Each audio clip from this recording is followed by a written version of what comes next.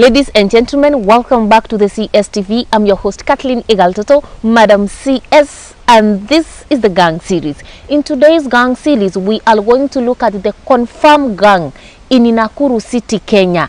Stay tuned and have it raw and real. Kindly remember to subscribe and give this video a thumbs up. Now, in 2016, when the then Cabinet Secretary of Interior, George Kainseri, declared the confirmed gang among the 89 illegal groups in Kenya, very little was known about the confirmed gang. Several years later, in 2020 and in 2022, now we have started hearing cases of confirmed gang fighting people, crashing with each other, calling out robbery in Nakuru City, and the CSTV is here today to take you back to history to look at who had the confirmed gang, when did it begin, how did it begin, what are its activities, its weapons, places of operation, etc. Now, confirmed gang actually is a gang that operates in Nakuru City and it is environs. The group operates in slums like Bondeni, Roda, Kifumbini. It also operates in Makafeli, Wasepende, you know. It operates in Dama, the CLG, Wabebes, Flamingo, Matale, Kamiti, etc. So it operates in several slums within Nakuru City, and if we have to understand this gang, then we have to travel back to 2010 when this group was formed. Now, in 2010, a group of 3 young men formed the confirmed gang. These 3 men, among them was an ex-convict, and these were idle young men who decided to use the loopholes in the mobile money industry to con the Kenyan citizenry. So at this particular point, what they were doing, they used to send fake M-Pesa messages. Confirmed, you have received blah blah blah. So those are the people, and that's how it began, and that's how it got its name confirmed, because their major objective at that particular time was to send fake confirmed messages to people, and then if you could fall prey of that fake message, they could do what? They could actually you could send money back and enrich them, make them have the money that actually they have not worked for. So 1 decade later, the group has evolved to be a deadly criminal gang that the government estimates has over 400 members. Majority of these constitute of teenagers, some are from Form 4 dropouts, some are ex-convicts, etc. But for you to understand this group better, we need to look at how did this M-Pesa operation actually succeed. And this is where I want us to dwell. The group, in terms of M-Pesa frauding, has 3 individuals. We have one person called Onyango, we have Kagia, and we have Tito. So these are their nicknames. Don't take that they are true names. And these people, each individual has a role to play in this group. Onyango is the one who sends you a fake M-Pesa message. Then Kagia is the one who acts as an M-Pesa agent. And Tito is the one who withdraws the money that you send them, thinking that actually they had sent you the money. And just the way this operation is with 3 people, they also have 3 mobile phones. One called Seska, named after a gun in this country. The Seska mobile is the one that sends you the fake M-Pesa message. And then there's a landline, and this landline is operated by Kagia.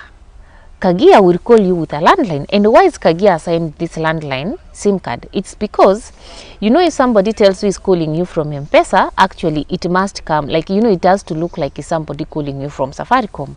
It must have some official 002 and so forth.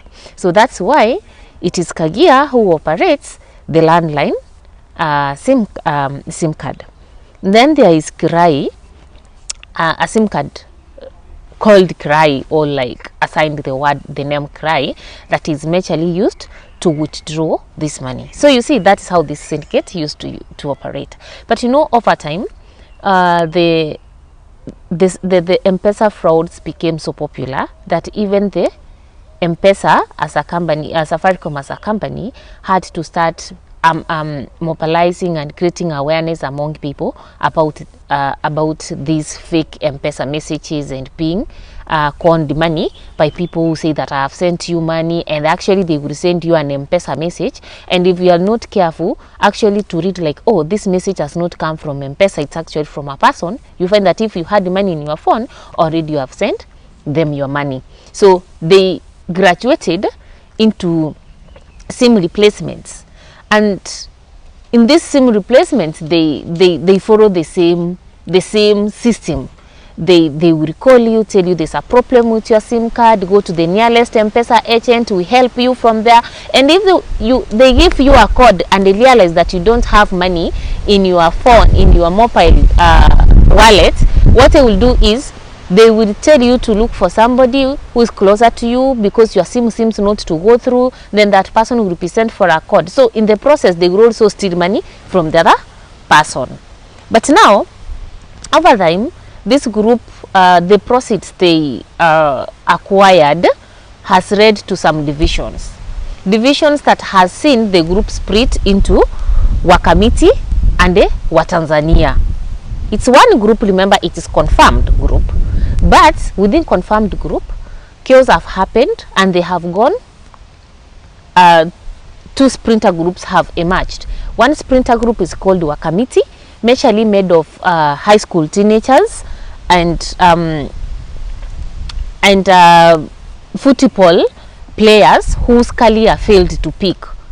So you see also this football, when children enter into football and then they are frustrated, nobody's coming through for their sponsorship, and you have brought them together and then you leave them, all of a sudden it is actually one of the avenues that gangs are using to recruit members. So the Wakamiti sprinter group of confirmed is made up of football players whose career failed to peak and the teenagers.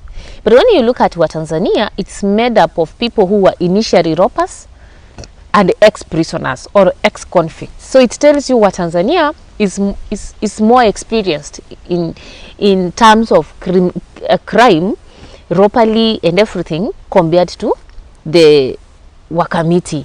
So Wakamiti majorly operates in Kifumbini and the Flamingo areas of Nakuru city.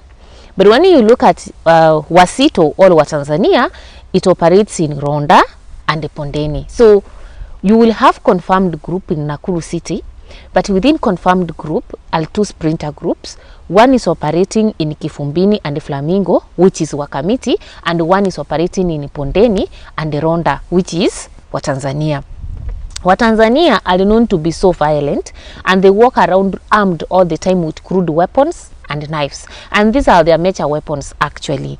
And they are known to attack people even broad daylight, like they carry out murder, they carry out mobile phone frauds, they snatch bags, they snatch mobile phones, like they do all sorts of street crime that you could think of.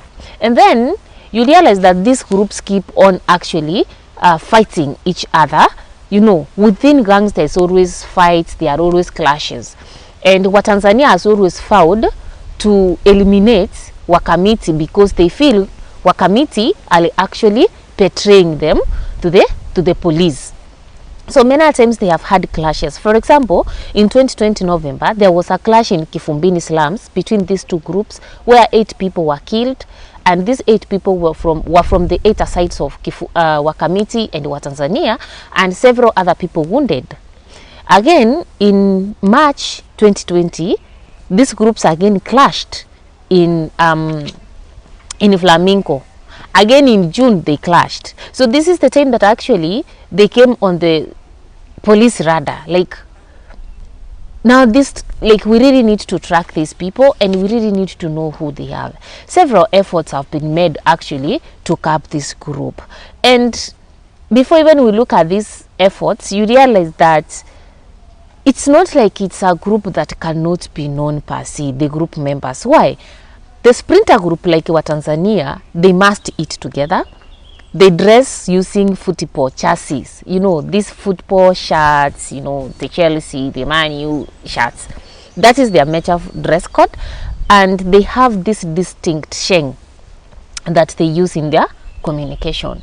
So you realize that despite the efforts by the police, despite this group being banned and so forth, it is really raising a lot of havoc in Nakuru city. Recently, we had cases where this group carried out 6 murders, attacks, like they attacked 6 people. And when you look at the way the attack was carried out, it was like a xenophobic attack, because the target was only on Rwandese nationals who are residing in Kifumbini in Nakuru. So it also raises a question on whether the confirmed gang is evolving to be a xenophobic gang, because the way they are attacking individuals in Nakuru, it is trying to communicate a kind of xenophobic gang and xenophobic attacks. They are attacking foreigners, and this could raise also a question on why the foreigners. And I could only say that the reason as to why they are attacking foreigners is because they know maybe foreigners are vulnerable. Foreigners may not be able to understand them well in terms of even language use and so forth. Foreigners may not be able to trace them well into, like, explain how it, like, where they ran to the areas around, you know, knowing even the locality and explain the locality to the police, etc. So I think that's where they are looking at the nationals. But a report by the Nation media indicates that there is also cooperation between the members of confirmed group and the rogue police officers. That it is the rogue police officers who are helping these gangs, the gang members, not to be arrested, and if arrested, not to be totally convicted. So you realize that because of this rogue cooperation and some rogue police officers actually valuing money over the security of individuals, confirmed gang has become, like, it is evolving to be more deadlier. It is evolving to be more violent.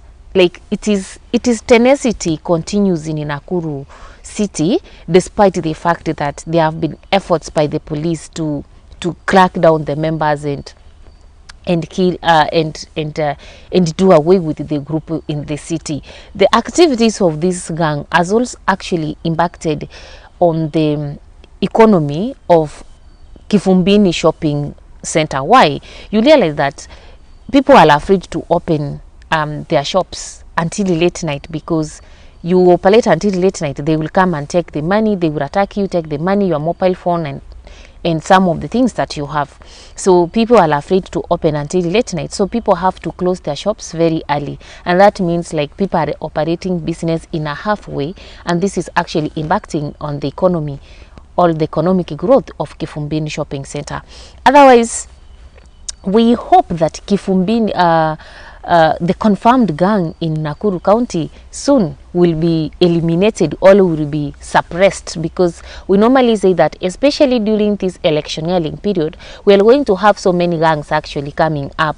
Gangs in Kenya emerge more or re-emerge during the electioneering period, and Kifumbini has already demonstrated that. So we really hope that soon it will be suppressed, and it will not be among the gangs that will promote violence during elections in this particular country. Otherwise, stay safe, know your neighbors, and when you spot some funny characters around you, ensure that you report to the police. Otherwise, stay tuned and have it raw and real. This is the CSTV, the gang series, confirmed gang, Nakuru City, Kenya.